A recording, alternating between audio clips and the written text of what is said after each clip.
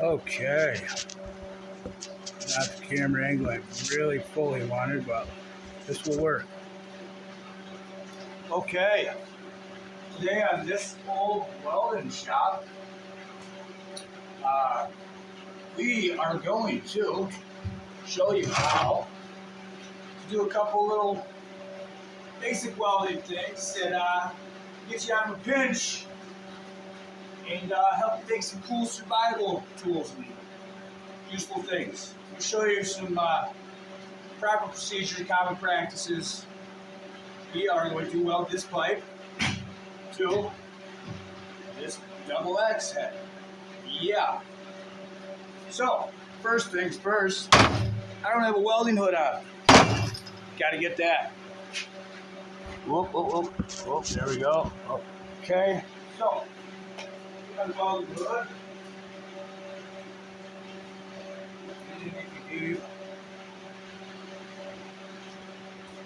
For those of you that are familiar with welding, this is commonly referred to as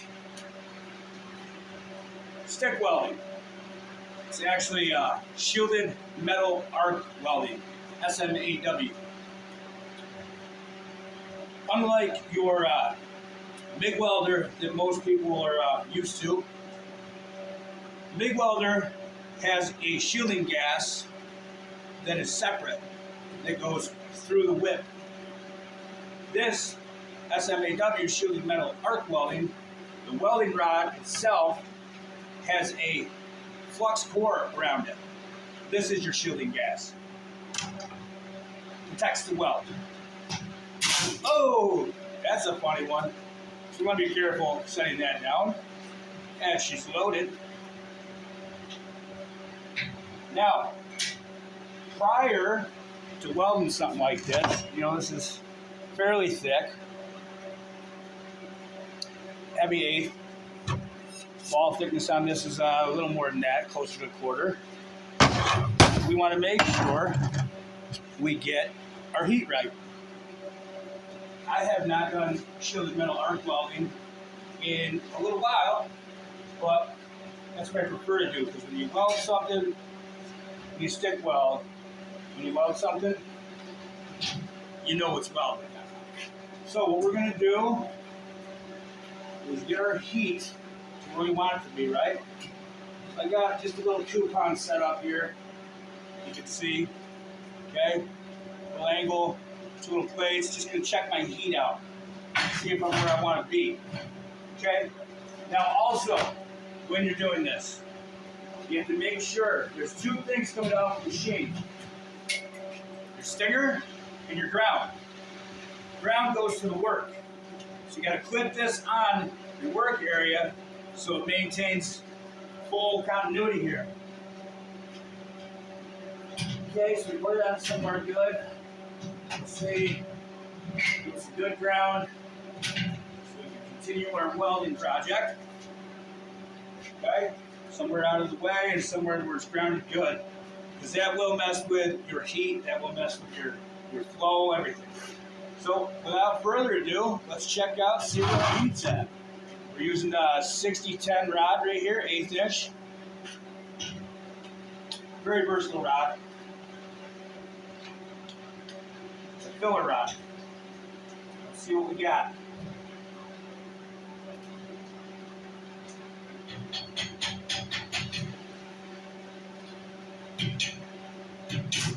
Okay, the ground is not the best. Move that.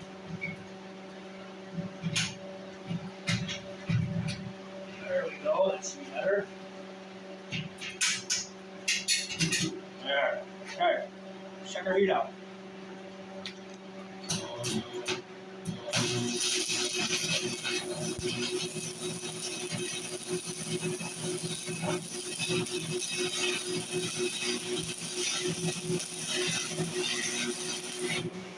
That's running pretty much perfect to where I would like to be.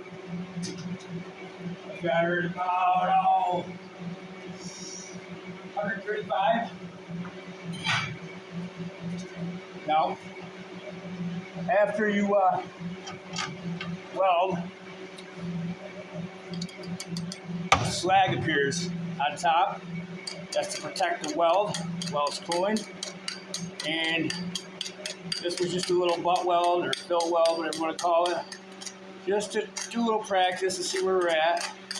See how she's running, see how she's flowing. And that's the first one I've done in a while. I don't think that's too bad. We are going to run with that son of a bitch right there. Excuse my language. So, what we'll do is, it's probably still good. Now, the better heat right, okay? Always recommended to get a little coupon, do a little test weld, get your feel for it, see where your heat's at. Or else you're going to blow holes through stuff, you're going to have to adjust. Number one thing about welding anything, got to be comfortable. I don't know if you hear the rain, metal roof. That's our music right now, our ambiance.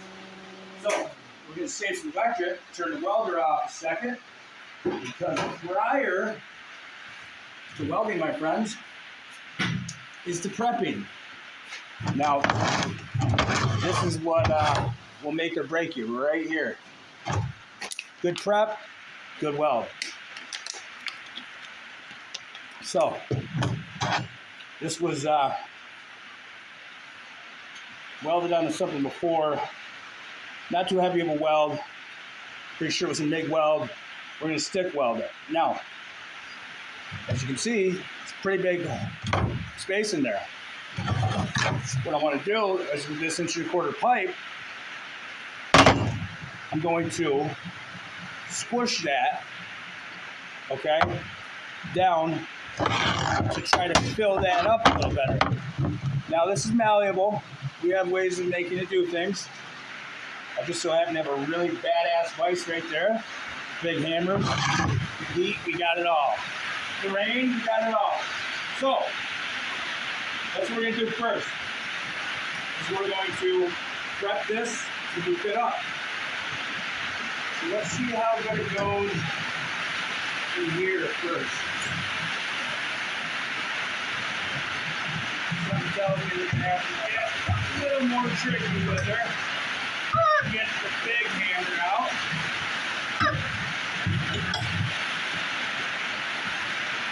I mean, I know we're going to have to get the big hammer out, but well, we might as well just get the big hammer. All right, big hammer. Where are you?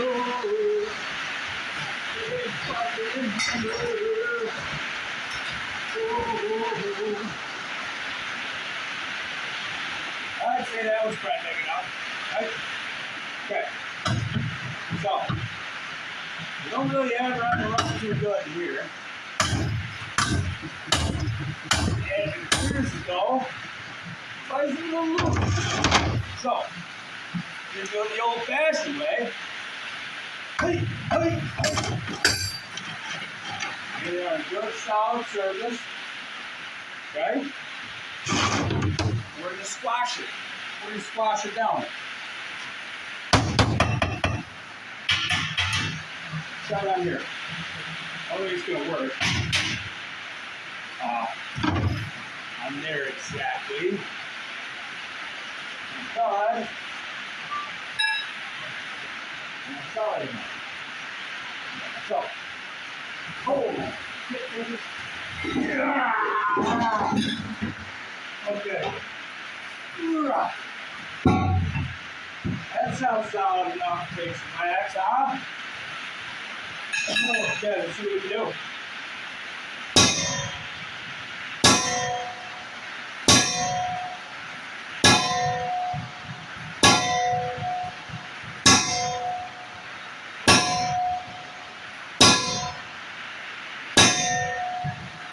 It's going.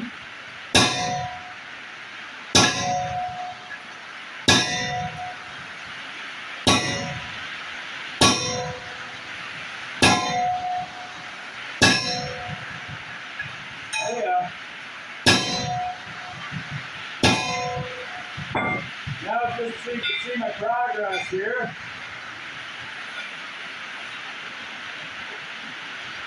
we're getting in the ballpark. Went from this to this.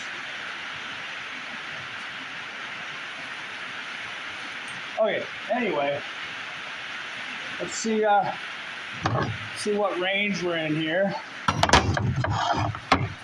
Oh,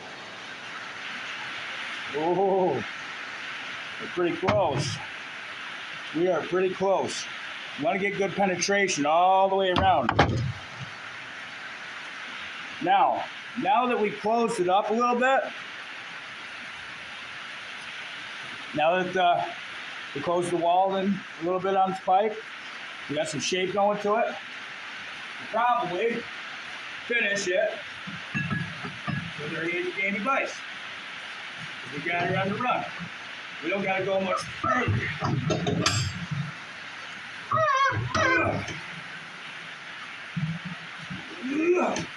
Where's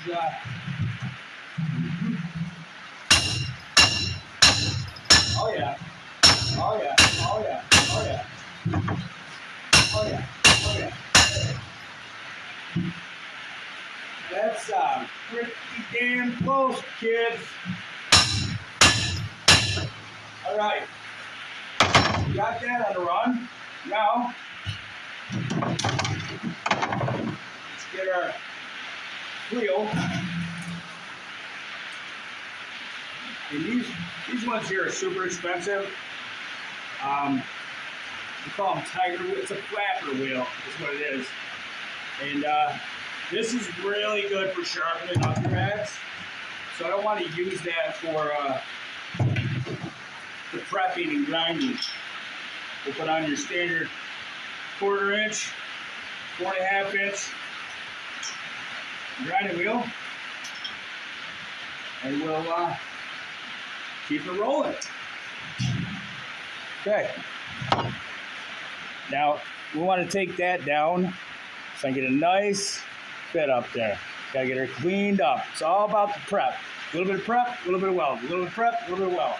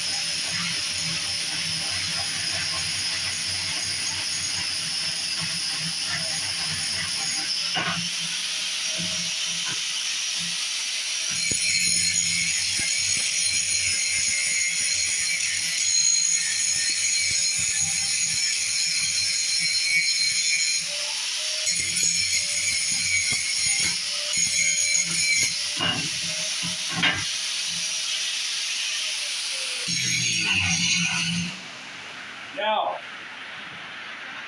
if you notice when I started out, it was a little shaky because you take a lot of metal out at one time with these suckers. You don't want to take out too much to form our fit up, you know? So, we got her nice. When you turn your wheel on edge like this, you know, and keep it moving like that, you can evenly form it. Going like this, it's a little harder with the shape. And doesn't work out the best. Anyway, the other thing is you can't weld through rust. So you gotta make sure all the rust is taken out.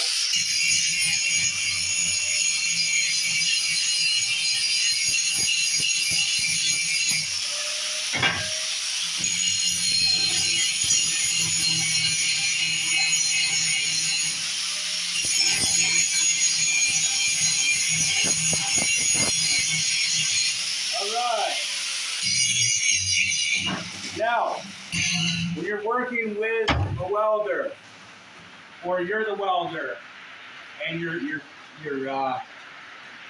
working around welding, always have your safety glasses on. Do not look at that light without a helmet on. Welding shield. Now, flash burn could occur. However, just with a regular pair, these are yellow shaded, but just a regular pair of clear, it'll protect you from flash burn when you're working around the weld. Key thing to know, trust me, flash burn, not cool. Feels like somebody threw salt, sand, and glass in your eyes. It's really quite painful. 5 P's. Proper planning prevents this poor performance. So, let's check it out here to see what we got for a fit up.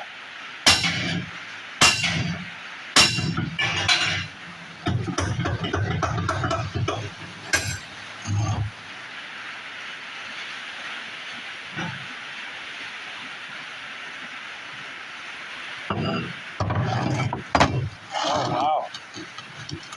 This is going to work out pretty damn nice. Oh, yeah.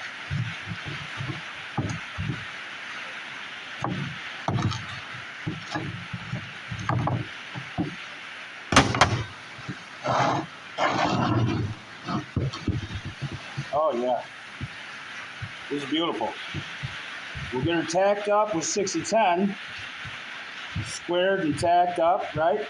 We'll get a good solid weld on it. And then on the inside here, we're going to have to put some filler. Probably some all-thread rod or some sort of something to close that gap a little better and give us good, solid cohesion here. Good penetration and a good, solid tie-in, because we're going to be whacking the heck out of some chunks of wood with this and whatnot. So that worked out good, as you can see. So thwack, thwack, thwack. Nice and cold, didn't have to heat it. Get a good solid area, get a BFH. That's a big friggin' hammer. Okay, now, let's get ourselves comfortable.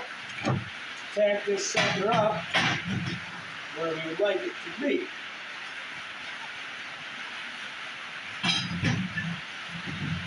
Like I said, everything you can do to make your job as comfortable as possible.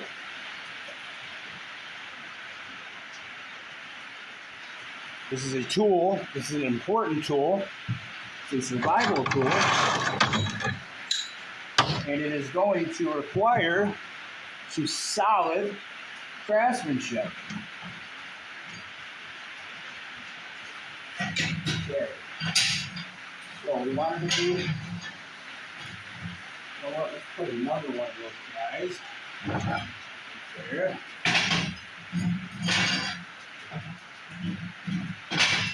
I'll show you guys, I'll move the camera in just a minute, I'll show you what I got going on here. Because this is key. If you don't know how to prep it and set it up to be welded on there straight and level, then it's really no good to just know how to weld.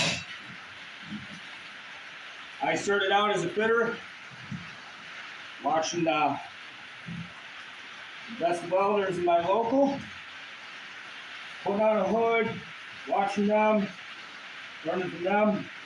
My old man's got a golden arm. He's a genius welder, so I was fortunate to be able to have his brain to pick and many years of watching him.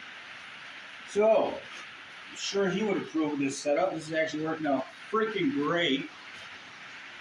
And FYI, I did no setup prior to this. So it's just really cool to see a plan come together like that this quickly and efficiently. Okay, without further ado, I'm going to use a brand new rod. We're going to turn our welder back on. Also, I have a fire extinguisher right there. And my dog to call 911. Hey, Ruth, don't fall asleep. Okay. Definitely put our gloves on.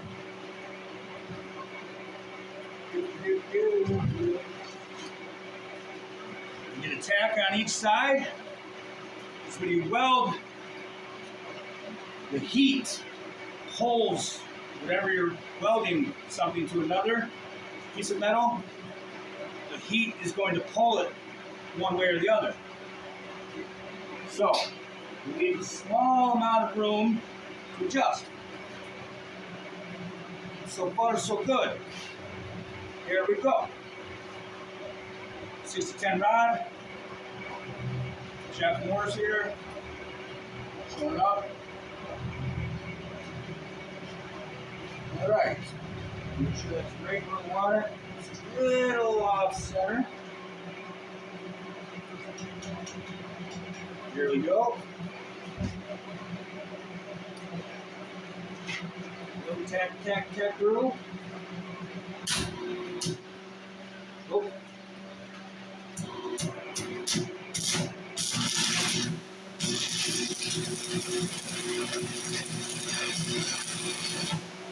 Okay, one side tag. Now we move to the other.